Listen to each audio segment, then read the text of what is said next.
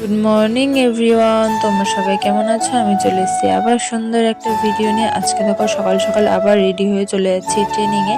সত্যি কথা বলতে আমার ট্রেনিং যেতে খুব ভালো হয়, কারণ ওখানে গেলে আমার মাইন্ডটা পুরো ফ্রেশ হয়ে যায়, আদার্স যা চিন্তা ভাবনা ওগুলো সব দূর হয়ে যায়। আর এখানে দেখো আমাদের ট্রেনিং কমপ্লিট হয়ে যাচ্ছে, এরপর সবাই যাচ্ছে ঝুলতে, আর আমি এখানে দেখো এসে বাদর মতন জাস্ট ঝুলছি। ট্রেনিং এর পর আমাদের খেতে দিয়েছিল এনার্জি ড্রিঙ্ক, তারপর ছোলা, কিশমিশ, বাদাম এইসব ভিজানো।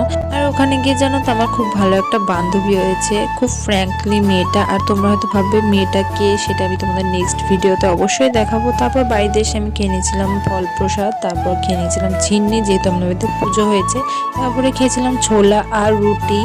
খেয়ে আমি চলে গেছিলাম কিছু আমাদের ছোট ছোট মেম্বারদের সাথে দেখা করার জন্য। দেখো ওরা আমাকে দেখেই ছুটতে আমার কাছে চলে এসেছে, কি ভালো লাগছে না দেখতে। তারপরে আমি বাড়িতে এসে খেয়ে নিয়েছিলাম আমার ফেভারিট ওয়েফার, বাট আমার চকলেট ফ্লেভারটা ভালো লাগে। এখানে আমি পাইনাপেলটা পেয়েছিলাম, তাই ওটাই খাচ্ছিলাম। তারপরে ওখান থেকে আমি স্নান টান করে আমি চলে যাচ্ছিলাম আমার বান্ধবীদের সাথে কলেজে। আমরা শুধু কলেজে যাচ্ছি না, তার আগে আমরা যাব রাধা বাজারে, যেহেতু আমাদের কিছু কেনাকাটা করার আছে, কারণ আমরা একটা জায়গায় যেতে চলেছি। সেটা কোথায় তোমরা নেক্সট ব্লগে জানতেই পারবে।